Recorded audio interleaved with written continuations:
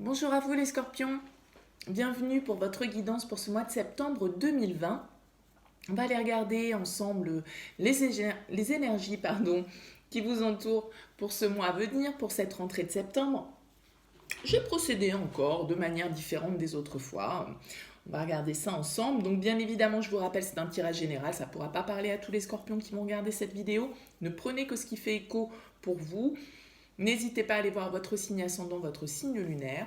Si vous souhaitez un tirage personnalisé, je vous invite à me contacter sur mon mail. Vous me donnez votre prénom, votre date de naissance, le domaine. Je fais toujours une consultation préalable avant toute planification de guidance personnalisée.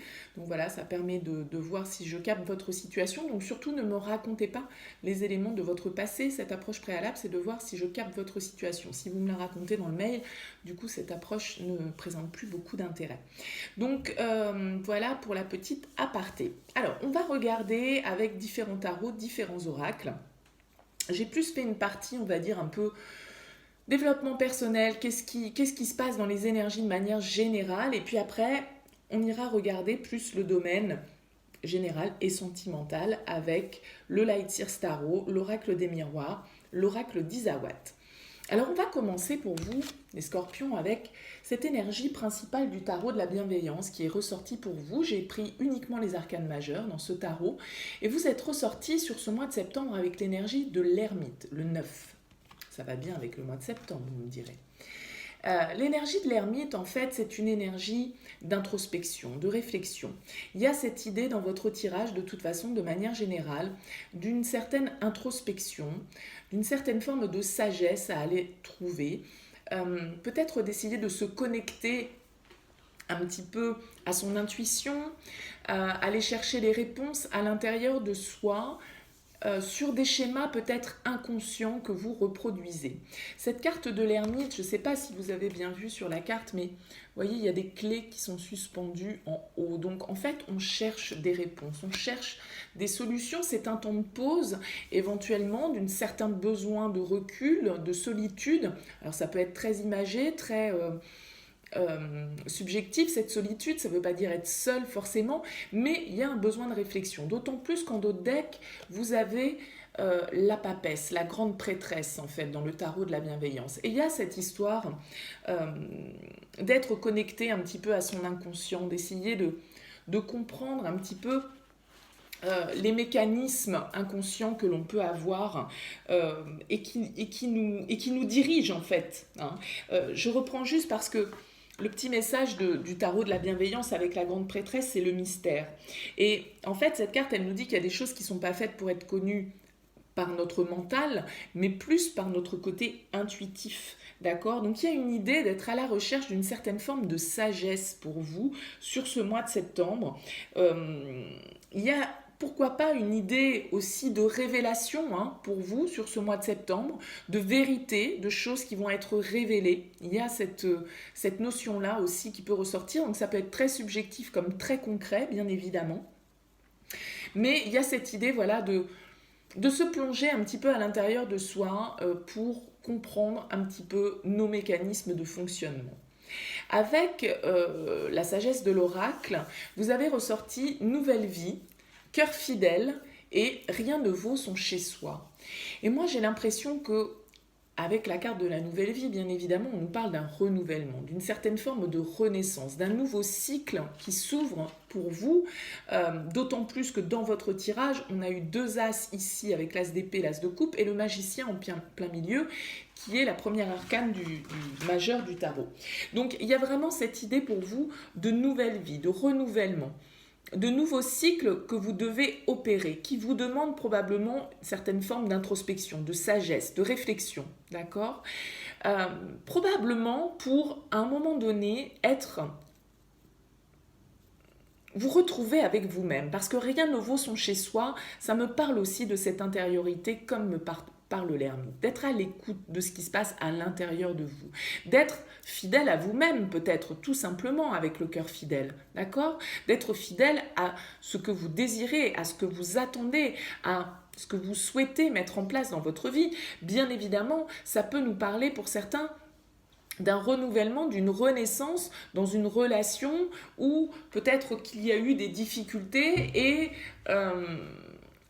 on se rend compte que ce que l'on a, ce que l'on possède, on est soutenu, on est, voyez, et il y a un renouvellement qui se fait pour certains. On repart sur un nouveau cycle, il y a une réconciliation, peut-être un retour, on va dire, à la famille, aux valeurs. Ça peut tout à fait nous parler comme ça. En tout cas, moi j'ai l'impression que ça nous parle surtout de trouver votre fidélité à vous-même avec ce travail d'introspection et avec cette grande prêtresse qui est là, de vous reconnecter à vous-même pour clairement voir les choses. Parce que on voit avec le dos de deck qu'il y a un vent de changement, d'accord? Donc là, vous êtes probablement pour certains dans une phase de transition où vous sentez que les choses bougent pour vous, ça peut être un petit peu perturbant, ça peut chahuter un petit peu, ça peut bousculer un petit peu, mais il y a vraiment quelque chose de stable avec la fidélité, en tout cas de se retrouver en adéquation avec nos envies, nos idées, peut-être se retrouver au sein d'un foyer. Il y a cette idée de, voilà, avec les fondations solides, de savoir réellement ce qui est important pour soi. Avec le Oshozen, vous avez eu la carte de l'avarice, de la paresse et de la culpabilité. Alors, ce n'est pas les 7 péchés capitaux, la culpabilité n'étant pas dedans. Mais enfin bon, l'avarice, la paresse, la culpabilité, pour moi, il y a une idée là, avec l'avarice de s'ouvrir. Parce que peut-être qu'on est un petit peu trop fermé. Il va peut-être falloir accepter ce vent de changement, cette nouvelle vie qui peut s'offrir à vous, ce renouvellement, cette renaissance, cette transformation avec ce vent de changement qui est en train de s'effectuer et qui peut bousculer un petit peu votre zone de confort. Parce que avec l'avarice, on reste un petit peu accroché, alors soit vraiment au côté matériel, stabilité financière, voilà, et se dire que en fait tout ça c'est peu de choses dans la vie et que rien n'est acquis non plus, que tout peut disparaître du jour au lendemain et sortir de cette zone de confort, ça peut être une bonne chose pour vous ouvrir de nouvelles perspectives, d'accord ? Voir les choses peut-être sous un autre angle et aussi s'exprimer, s'ouvrir, ne pas garder les choses pour soi, que ce soit concrètement au niveau matériel financier, mais que ce soit émotionnellement parlant, d'accord? Parce qu'avec la paresse, on vous dit que soit vous êtes arrivé peut-être à un niveau de satisfaction dans votre vie de manière générale, mais que voilà, ça ne s'arrête pas là. Il faut continuer à faire des efforts, il ne faut pas se reposer sur ses lauriers, il ne faut pas rester dans sa zone de confort, il faut sortir des peurs, sortir avec la culpabilité de pensées qui nous limitent. La culpabilité, c'est les angoisses, c'est les croyances limitantes, c'est tout ce qui nous travaille, nous tracasse. Et donc là, pour moi, il y a vraiment une idée avec la carte du changement et avec la carte de l'achèvement qui est en dos de deck ici avec le Oshozen, vraiment de fin de cycle pour ouvrir quelque chose de nouveau. Vous êtes pour moi dans cette phase de transition, de réflexion là, où vous devez chercher certaines réponses à l'intérieur de vous. Vous devez avoir certaines révélations probablement pour pouvoir créer le changement, créer cette nouvelle ère qui peut s'offrir à vous et de vous retrouver en adéquation avec vous-même. Avec le Light Seer Tarot, on a de nouveau la papesse, la grande prêtresse, qui est ressortie ici, l'as d'épée, le magicien, l'as de coupe et le 9 de denier. Donc là, excusez-moi, il y a vraiment une idée pour certains de se connecter d'être à l'écoute de son intuition. Vous voyez sur ces deux cartes, d'ailleurs vous ne voyez pas bien, je vais vous montrer. Sur ces deux cartes, ces deux femmes, que ce soit la papesse ou que ce soit cet as d'épée, elles ont les yeux fermés. Elles sont connectées à ce qui se passe à l'intérieur. Elles sont dans la réflexion, dans l'introspection, dans la recherche d'une certaine vérité, d'une certaine révélation. C'est pour ça que je disais aussi, il peut y avoir la révélation à proprement parler de certaines choses, de certains secrets, de certains mystères, de certaines choses qui étaient cachées, d'accord ? Ça peut tout à fait nous parler de ça. Mais il y a vraiment cette idée de nouveau cycle qui s'ouvre avec l'as d'épée, l'as de coupe qui entoure ce magicien. Ce magicien, regardez, il est magnifique sur le Light Seer Tarot. Il est vraiment, effectivement, en train de concocter sa potion pour mettre en place les éléments qu'il a envie de concrétiser dans sa vie. Donc ça peut tout à fait nous parler au niveau émotionnel, au niveau sentimental, bien évidemment, avec cet as de coupe. Il peut y avoir un renouveau, une réconciliation, une certaine forme de renaissance émotionnelle, parce qu'on arrive à comprendre certains fonctionnements inconscients. Et il y a vraiment une idée dans votre tirage avec le 9 de denier et cette reine de denier qui est là, d'abondance, d'accord, d'ancrage, de se sentir stable, de se sentir riche, de se sentir dans une certaine forme, oui, d'abondance personnelle, émotionnelle. Moi, j'ai l'impression que c'est vraiment un mois de compréhension pour vous, les scorpions. Et c'est probablement par rapport au sentimental. Hein. Avec cette reine de denier, elle est suivie des amoureux, elle est suivie du chariot, les choses bougent. Il y a probablement de toute façon une idée de choix à faire, de lucidité, de décision à prendre, peut-être avec cet as d'épée aussi. Cette nouvelle vie nécessite forcément ce nouveau cycle, cette renaissance, mettez-y le terme que vous voulez, nécessite forcément une prise de décision. Parce que avec l'oracle d'Isawat en dos de deck, on a le choix. Et ces amoureux qui sont derrière là, il nous parle aussi de cette idée de choix. Et là, vous décidez pour moi. Les choses s'éclaircissent. Il y a une histoire de compréhension qui se fait parce que vous allez réussir à vous connecter à vous-même et à être fidèle à vous-même parce que peut-être que vous vous accrochiez jusque-là à une certaine zone de confort, à certaines croyances limitantes et il y a vraiment besoin de trouver là, ça y est, cette dernière pièce au puzzle pour pouvoir achever un cycle et en ouvrir un autre. Et forcément, comme tout changement de cycle, ça génère du changement, ça génère éventuellement une instabilité, mais c'est pour vraiment de la stabilité. Avec l'oracle des miroirs, on a le rêve, donc qui nous parle encore, vous voyez, de ce côté inconscient avec le rêve, la femme, la clairvoyance, l'ouverture, la jalousie. Donc il y a encore cette idée, regardez ces deux cartes quand même, elles sont relativement similaires dans les actions. Il y a une idée là de créer, de manifester quelque chose, de comprendre, une certaine forme de compréhension, une certaine peut-être une information, une vérité, encore une fois, hein, qui peut être révélée avec la clairvoyance. On y voit clair, les choses sont beaucoup plus limpide dans une situation. On comprend, moi j'ai l'impression avec le rêve que c'est une compréhension plutôt intérieure avec cette papesse, parce que la papesse elle nous parle de tout ce qui est caché, mais surtout de ce qui est caché souvent à l'intérieur de nous, d'accord? Les réponses que l'on a en soi. Hein.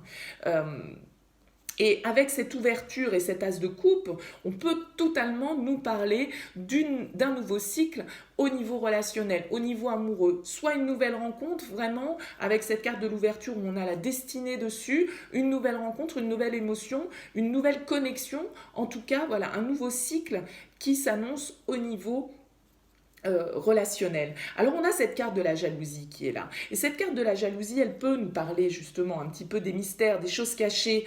Peut-être que on a tendance à justement répéter les mêmes schémas inconscients par rapport à son couple, par rapport à d'éventuelles jalousies, par rapport à d'éventuelles tromperies, d'éventuelles infidélités, puisqu'on a quand même la carte de la trahison qui est là. Donc il y a cette idée là, effectivement, avec la jalousie et la trahison, de devoir peut-être comprendre un fonctionnement que vous pouvez avoir par rapport à cette notion de trahison, de fidélité. Il y a une compréhension qui se fait, il y a peut-être une révélation qui se fait, en tout cas, qui amène quelque chose, un renouvellement, une nouvelle vie, un nouveau cycle pour vous et qui vous permet de comprendre peut-être pour pouvoir passer à autre chose, achever ce cycle. Avec l'oracle d'Isawat, on a le hibou, on a l'emprise, le schéma, le sécateur, le théâtre et en dos de deck, donc comme je vous le disais tout à l'heure, le choix. On a en plein milieu cette carte du schéma qui vient tomber sur la clairvoyance, le magicien. On disait une certaine prise de conscience, un certain éveil avec cette clairvoyance. On voit les choses clairement sur une situation. On voit peut-être, on arrive à comprendre avec cette papesse, puisqu'on se connecte à son monde intérieur, avec cette ermite, on est dans la réflexion, on arrive peut-être à comprendre qu'on reproduit sans cesse le même schéma au niveau relationnel, d'accord? Et notamment peut-être pour certains un schéma de dépendance affective. Il y a des liens qui ont peut-être besoin d'être coupés, puisqu'on a quand même ces cartes-là qui sont toutes les trois en plein centre du tirage, l'emprise, le schéma, le sécateur. Il faut couper avec un schéma de fonctionnement. Ça ne veut pas forcément dire de couper avec une relation, hein, mais de couper avec une manière dont vous aviez peut-être de gérer vos relations sentimentales, de toujours être peut-être dans un système de dépendance, de jalousie, de vous mentir probablement à vous-même, ou peut-être de mentir à l'autre, mais le théâtre et la trahison, ça nous parle bien des masques, ça nous parle des mensonges, ça nous parle de malhonnêteté, on n'est pas honnête avec les autres, peut-être dans la manière, sur ce que l'on ressent, puisque on a l'impression que vous gardez un petit peu les choses pour vous, que vous ne vous exprimez pas forcément sur votre côté émotionnel éventuellement. Et le hibou nous parle d'une certaine sagesse. Vous voyez, il y a encore sur ces trois cartes, on a la lune qui apparaît, d'accord? Sur la papesse, vous voyez, il y a cette lune.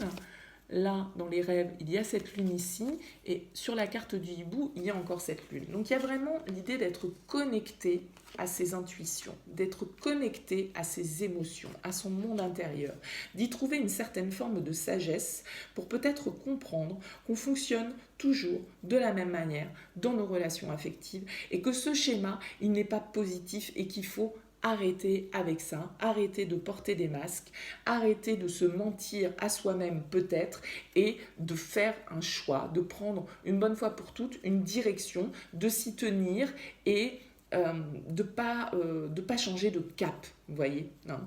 Mais là, il y a vraiment une nouvelle ère pour moi qui s'ouvre, les scorpions, en tout cas une nouvelle ère, une nouvelle compréhension pour vous, qui vous amène à cesser pour moi certains fonctionnements. Pour certains, bien évidemment, ça va être de couper avec une relation qui est toxique. Il y a de la toxicité avec l'emprise et on fonctionne sans cesse dans ce genre de schéma. Mais on voit ici avec les As et avec ce 9 de denier, cette reine de denier qui nous parle d'abondance, qui nous parle d'ancrage, qui nous parle de stabilité, que vous comprenez les choses.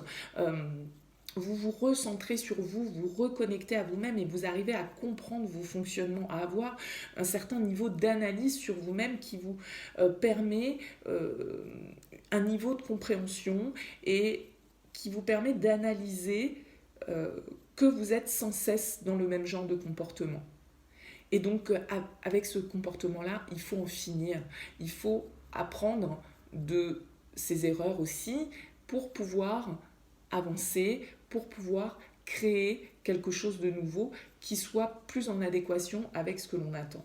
Donc il y a vraiment une idée là de nouvelle ère qui s'offre à vous, les scorpions, sur ce mois de septembre. Un mois de septembre tout en introspection, mais vraiment dans des choses constructives, dans une certaine forme d'éveil, de révélation, de prise de conscience. On sort, on vous invite à sortir de votre zone de confort, à accepter les changements qui sont en cours et à analyser vos fonctionnements inconscients, les schémas inconscients que vous reproduisez a priori pour certains de manière assez récurrente. Bien évidemment, ça peut concerner plein de choses. Là, pour moi, c'est vraiment du relationnel, c'est vraiment de l'émotionnel. Parce qu'on a cette femme qui nous parle aussi des émotions, d'accord? Donc il y a cette idée de prendre de la hauteur, hein, aussi, vraiment de prendre de la distance par rapport à tout ça, de se guérir probablement, hein, de se guérir d'une situation, de comprendre notre fonctionnement. Bon, voilà, j'ai l'impression de répéter là un petit peu toujours le même message, parce que c'est vrai que les cartes se recoupent quand même beaucoup dans votre tirage, il y a une certaine cohérence. Donc pour moi, c'est vrai que le message, il est assez ciblé et forcément, il ne parlera pas à tous les scorpions qui vont regarder cette vidéo, évidemment. En tout cas, j'espère que ça en aura éclairé certains, rassuré certains, aidé certains. Merci en tout cas d'avoir suivi ce tirage. N'hésitez pas à liker si vous avez apprécié. N'hésitez pas à vous abonner à cette chaîne si vous souhaitez suivre mes vidéos. En tout cas, merci d'être présent. Je vous souhaite une très très belle rentrée et puis je vous dis à très bientôt.